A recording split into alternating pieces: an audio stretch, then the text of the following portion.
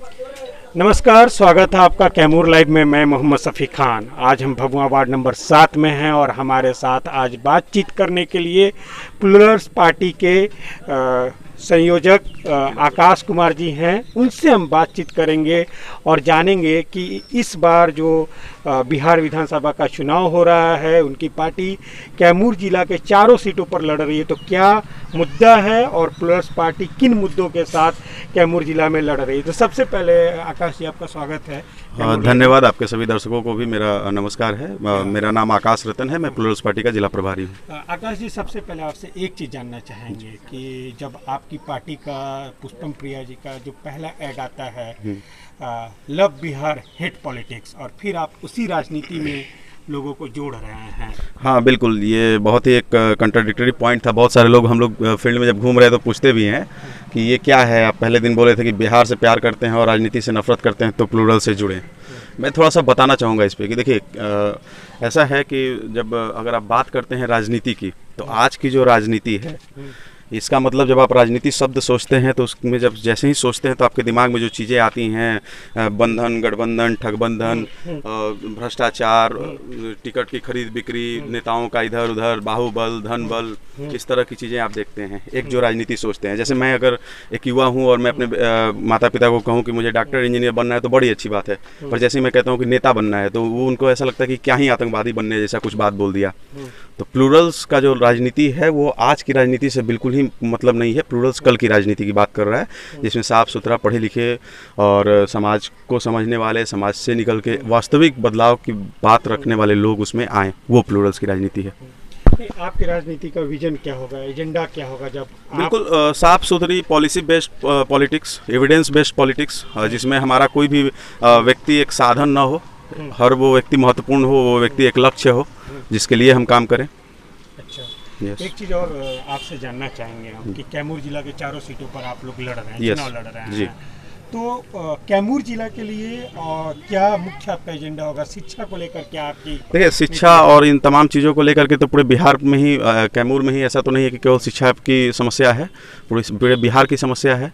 Literacy rate की बात हो या किसी भी तरीके के क्राइम करप्शन की बात हो, पूरे बिहार करप्शन के इंडेक्स में भी नंबर 2 आता है। एजुकेशन लिटरेसी में भी वो नीचे से ही टॉप पोजीशन पे, कोई भी चीज़ें जो बुरी चीज़ें हैं उसमें ही बिहार ऊपर सेकंड फर्स्ट आता है।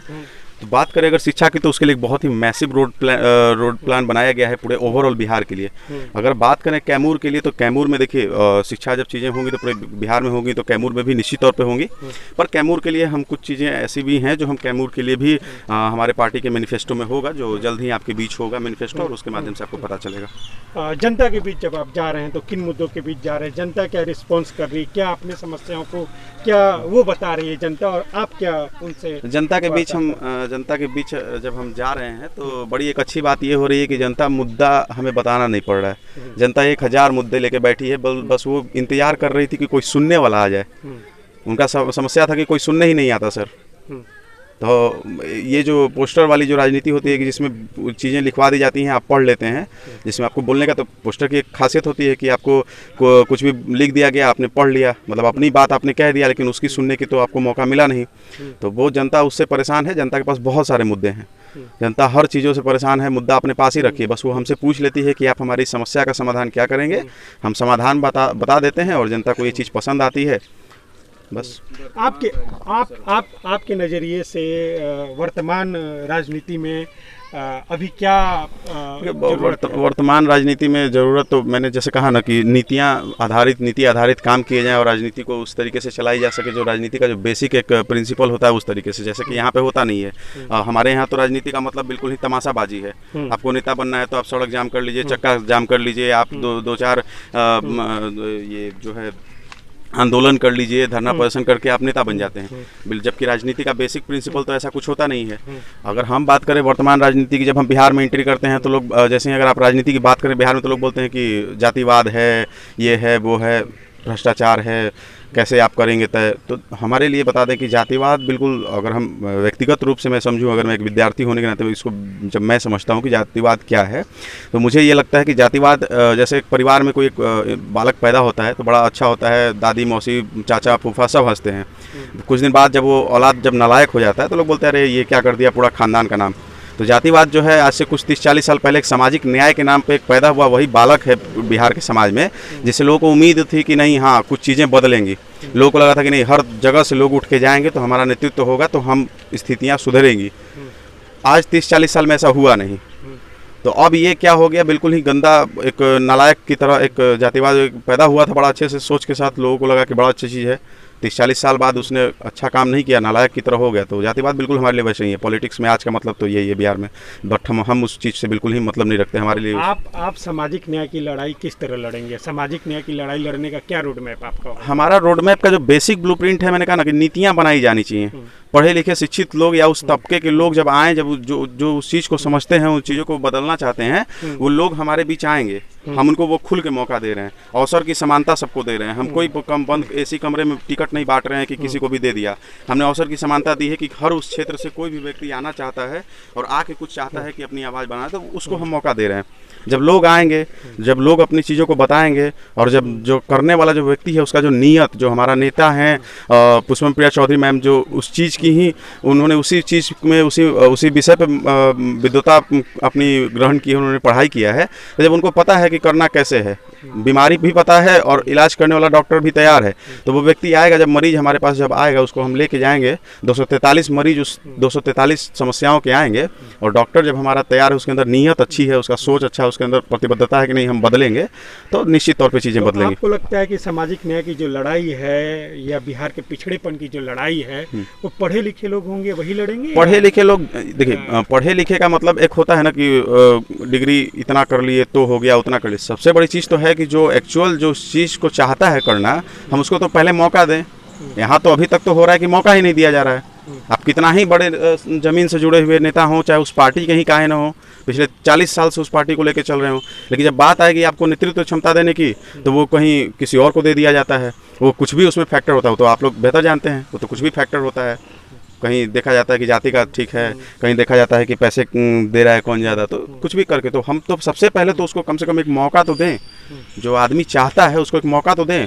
प्लूरल्स ने बहुत एक अच्छा मंच दिया है, हमने सबको एक अवसर की समानता दी है कि आइए, आके अपने चीज़ों को दिखाइए, आप साबित करिए कि हाँ हम ये करना चाहते हैं और हम कर सकते हैं ऐसे। हम आपको वो मौका दे रहे हैं, हमारी नीयत अच्छी है, हम प्रतिबद्धता के साथ आपको वो सेवा दे रहे हैं, आप करिए। अच्छा, एक चीज़ और जानना चाहेंगे आपसे खास तौर पर कि कैमूर जिला के जिन 4 सीटों पर आप लड़ रहे हैं, ठीक, तो यहाँ का मुख्य मुद्दा क्या लगता है आपको? कैमूर का, पूरे बिहार का तो आपका मुद्दा है। हाँ, बिल्कुल बिल्कुल। पुष्पम प्रिया ने इन मुद्दों को आप बनाया, तो कैमूर का मुख्य मुद्दा क्या है आपके लिए? और वो क्या आपको लगता है कि चारों विधानसभा में सबसे ज़्यादा पिछड़ा कौन सा विधानसभा है, और कहाँ ज़्यादा काम करने की ज़रूरत होती है? जैसे हम देखते हैं, अगर सबसे अधिक पिछड़ापन की बात करें तो हम जहाँ 40% टोटल ऑफ पॉपुलेशन का एक आबादी हमारा कवर करता है, पूरा अधौरा क्षेत्र है। अधौरा क्षेत्र ही सबसे अधिक जो है, हम उसकी बात करें तो वो है।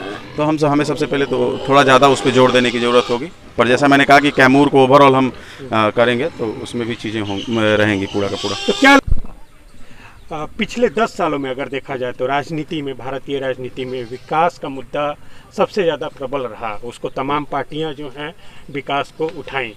तो जैसे हम विकास देख रहे हैं, ये भी एक विकास है, आप देख लीजिए ना। तो इस तरह के विकास, जो विकास नहीं हो पाया खास तौर पे ना अभी तक, उसको लेकर आपकी पार्टी का क्या रोड मैप होगा, और आपको क्या लगता है? व्यक्तिगत तौर पर अगर आप मुझसे पूछे कि विकास को आप कैसे देखते हैं, जैसे विकास की बात आपने जैसे की, मैं आज से बहुत थोड़ा छोटा भी था, 15 साल पहले अगर चला जाऊं, 20 साल पहले चला जाऊं, मैं बहुत जब छोटा होता था, मैं कभी इस रास्ते से ऐसे गुजरता था, तो भी मुझे इस इलाके का वही झोपड़ी, वही बिना छत वाला मकान दिखता था, जिसके अंदर से वही मेरे छोटे भाई बहन की तरह जो लोग निकलते थे, जिनके शरीर पे कोई कमीज़ नहीं होता था, या कई बार उनको मैंने देखा है कि खाने के लिए नहीं होता था।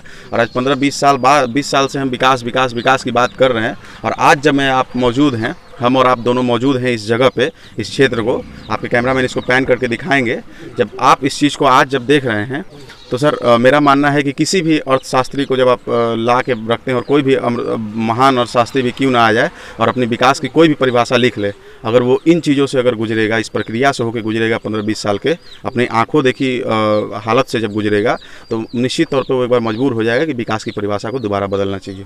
शायद ये तो विकास नहीं है। और अब जैसा कि आपने कहा जुमलेबाज, तो स्पष्ट आपके सामने है, इसके लिए तो शब्द आप उपयोग करें, मैं तो जुमलेबाज शब्द का प्रयोग करना क्या है, मेरे तो आँख के सामने की बात है बोलने के दौरान। ठीक है, मुख्यमंत्री का जो 7 निश्चय योजना है उसमें कहा गया है कि स्वच्छ गांव स्वच्छ शहर, तो इसको लेकर आप कैसे देखते हैं? ये योजना कितना उनका सही है और क्या है? ये कौन सी योजना? जैसे एक निश्चय जो 7 आपने कहा निश्चय है, योजना 7 के निश्चय योजना तहत। का पार्ट 2 भी आ गया है। हाँ, शायद जिसमें मैंने जैसा स्वच्छ- सुना है। हाँ, तो पार्ट 1 में भी ऐसा कुछ है। हम शायद हमें जो सुना है मैंने कि कैमूर जिला को 100% ODF हाँ, करने के लिए ODF। स्वच्छता का अवार्ड भी दे दिया गया है। तो मैं जिन गलियों से होकर गुजरा हूँ तो वहाँ भी आपको खूब सारे साफ़ सुथरे शौचालय दिखे होंगे घरों में। और जिसके पास शायद आप उन चीज़ों को देखा होगा अभी उस गलियों में भी आपने कि लोगों के पास क्या है, क्या वो वाकई में ODF हो गया है, क्या वो स्वच्छता हो गया है क्या। बल्कि हम लोग जिस जगह खड़े हैं वहाँ भी आपके कैमरामैन कैमरा पैन करके थोड़ा इस हकीकत को दिखा सकते हैं। ये भी है। अगर आप किसी भी योजना और किसी भी उसमें चले जाएं तो आप उस योजना की पेपर और बातों को साफ सुथरा पाएंगे, पर एक्चुअल जो सफाई आपको जो दिखनी चाहिए वो नहीं दिखेगी। यही सबसे बड़ा दिक्कत है यहाँ का। तो आपको क्या लगता है कि आप जो है अब बिहार की राजनीति को किस तरह से देखते हैं? बिहार की राजनीति को सर अगर हम बात करें तो ये सब चीज़ें व्यवस्थाएं सुधरेंगी बदलेंगी, उसके लिए हमें जो लोग वहाँ बैठे हैं जो नहीं कर पा रहे हैं पिछले कई सालों से बैठ के, तो उन्हें हमें हटाना पड़ेगा, हमें उन्हें बदलना पड़ेगा। और हम उसके लिए बिल्कुल ही तैयार हैं। हमारी पूरी टीम तैयार है, हमारे लिए पूरा बिहार तैयार है। लोग हमारे साथ हैं, लोगों को हमसे एक बहुत अच्छी उम्मीद है। हम उन्हें पूरा करेंगे और उन्हें निराश नहीं करेंगे। तो आपको लगता है कि उन लोगों को हटाने के बाद बिहार का भविष्य बदल जाएगा? बिल्कुल, हम लोग बदलने के लिए ही आ रहे हैं, ये नकली नेतागिरी करने नहीं आ रहे हैं हम लोग। बिना केंद्र के सहयोग से? राज्य के पास बहुत क्षमता है सर। राज्य इतना भी बिहार इतना भी वो नहीं है। वो उनके तरफ से वो जो एक नारा गढ़ दिया गया है आत्मनिर्भर बिहार, तो हम बताना चाहेंगे कि बिहार बहुत आत्मनिर्भर था, है और आगे भी कर लेगा। यानी कि आप जब सत्ता में आएंगे तो केंद्र के पैकेज की जरूरत आपको नहीं होगी? पैकेज की जरूरत सर, जो हमारा हिस्सा है वो तो हमें मिलेगा। और आपको सच्चाई बता दूं कि बहुत सारे केंद्र के जो पैसे आते हैं वो लौट के चले जाते हैं। कम से कम जो मिलेगा उतना तो उपयोग कर ही लेंगे। हम कम से कम इतना तो जरूर करेंगे कि जिन सारे योजनाओं में 40% का कमीशन जो खाते हैं लोग, उनको तो खत्म करेंगे ही। वो तो पैसा हम विकास में लगाएंगे तो कम से कम 40% तो विकास ज़्यादा होगा ही इन चीज़ों में जो लगेगा। ये जानना चाहेंगे कि जैसे केंद्रीय विश्वविद्यालय करने के लिए, हाँ, जैसे जैसे पटना विश्वविद्यालय को केंद्रीय विश्वविद्यालय करने के लिए वो केंद्र सरकार करेगा। हाँ, तो आप बिहार का विकास बिना केंद्र सरकार के, वो देखिए एक उन सब चीज़ों को एक राजनीतिक मुद्दा बना दिया गया है, चुनावी मुद्दा बना दिया गया चुनावी मौसम के लिए। कभी आपको पता होगा 2010 में मैं जब बहुत छोटा था, राजनीति को बहुत हल्का फुल्का समझता था, तो मुझे याद है कि यहाँ के ही माननीय मुख्यमंत्री जो है जा करके और केंद्र में बहुत हाथ पैर मारते थे और कहते थे कि विशेष राज्य नहीं दीजिएगा तो बिहार कैसे विकसित होगा, विशेष राज्य नहीं दीजिएगा। और तब उनके विपक्ष की सरकार थी और हमें लगता है कि आज उनकी पक्ष की भी सरकार है, लेकिन आज तो मुद्दा ये नहीं उठ रहा है विशेष राज्य मांगने की। यानी ये पता चल रहा है कि जितना है, हमारा कहने का मतलब ये है कि जितना पहले हमारे पास संसाधन उपलब्ध है हम उसका तो संपूर्ण उपयोग कर लें और पूरी ईमानदारी से, तो उसमें तो कम से कम दिशा बदल जाएगी। इसके लिए तो हमें नहीं लगता कि किसी केंद्र के योजना की विशेष पैकेज की जरूरत है। जैसे यादव ने कहा कि जब उनकी सरकार बनेगी, वो मुख्यमंत्री बनेंगे, तो सरकार के पहले कैबिनेट मीटिंग में पहली कलम से वो 10 लाख रोजगार देंगे। आपसे जानना चाहेंगे, अगर पुष्पम प्रिया मुख्यमंत्री बनती हैं तो कैबिनेट के पहले मीटिंग में क्या सबसे पहला काम करेंगे बिहार के लिए? रोजगार हमारे लिए मेन मुद्दा है। और बिहार में क्या काम करेंगे? पहला काम में बहुत कुछ है सर। काम में केवल एक काम तो है नहीं, पर रोजगार पे आपने कहा कि माननीय तेजस्वी जी ने कहा है कि हम 10 लाख रोजगार देंगे। देखिए जनता को भरोसा भी तो होना चाहिए ना उनकी बातों पे। वो भी तो 2 साल कमोबेश लगभग 2 साल रहे हैं, उप मुख्यमंत्री थे, उन्होंने कुछ ऐसा बड़ा रामबाड़ तो किया नहीं था बिहार के लिए। और अब हम ये उम्मीद कर लेंगे जब वो आएंगे तो बहुत बड़ा रामबाड़ छोड़ देंगे। तो हम 10 लाख तो नहीं देंगे, पर 8 लाख सरकारी नौकरी और 80 लाख प्राइवेट नौकरी हर साल जरूर देंगे। तो शुक्रिया, हमारे साथ बातचीत कर रहे थे कैमूर जिला के प्लूरल्स पार्टी के संयोजक आकाश कुमार जी।